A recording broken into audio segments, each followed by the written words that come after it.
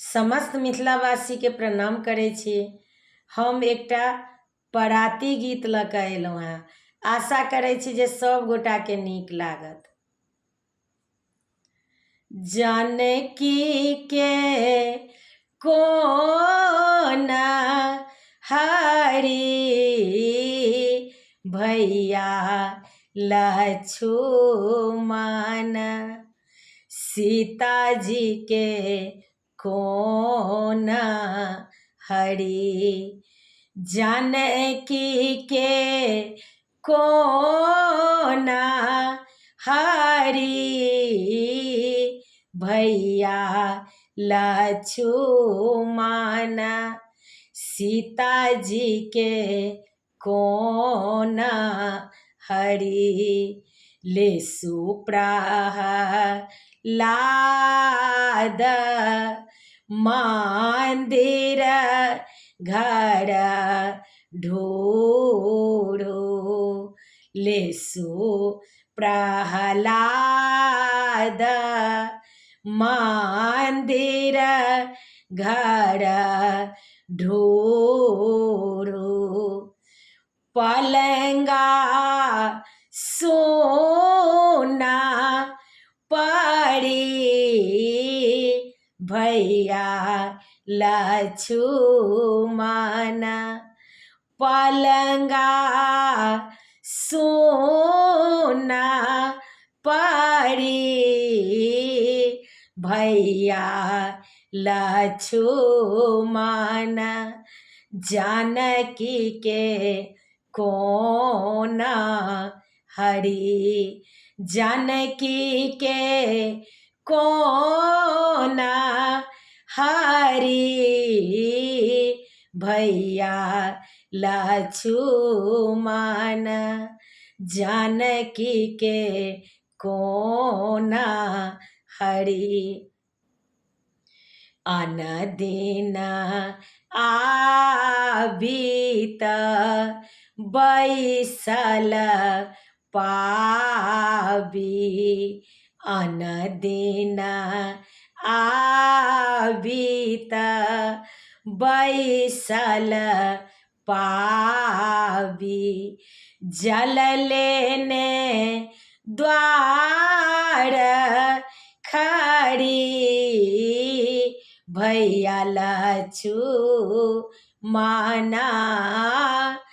जल लेने द्वार खड़ी भैया लक्ष्मण, सीता जी के कोन हरि, जानकी के कोन हरि भैया लक्ष्मण, जानकी के कोन हरि, अनदीन आबित बैसल पाबी, अनदीन आबित बैसल पाबी,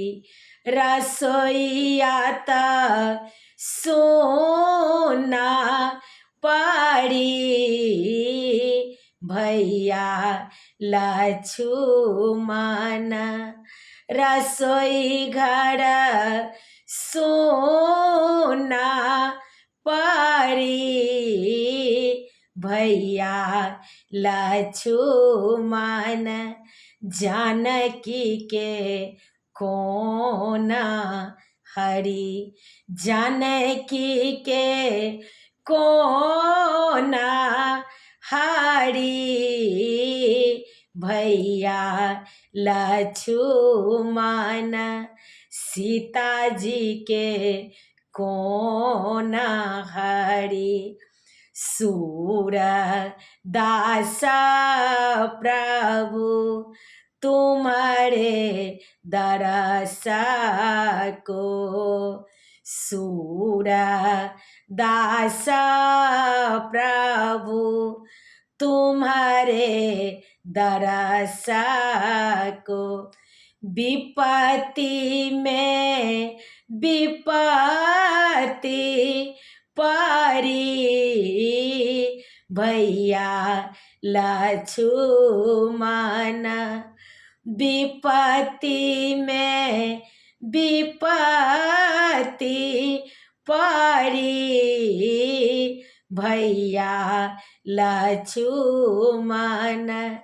जानकी के कोन हरि, जानकी के कोन हरि भैया लक्ष्मण। सीता जी के कोन हरि। समस्त मिथिलावासी के प्रणाम करै छी। एहि गीत के जरूर अहाँ सब शेयर कऽ दै जेबै। ई गीत बहुत पुरान अछि। आर कनि अहाँ सबसँ आग्रह अछि जे हमर यूट्यूब पर में जाकऽ सब्सक्राइब कऽ दै जेबै। हमर यूट्यूब के लिंक अछि रंजू अजय मिश्रा कऽ तऽ कनि सब्सक्राइब कऽ दै जेबै। जय मिथिला, जय जानकी जी।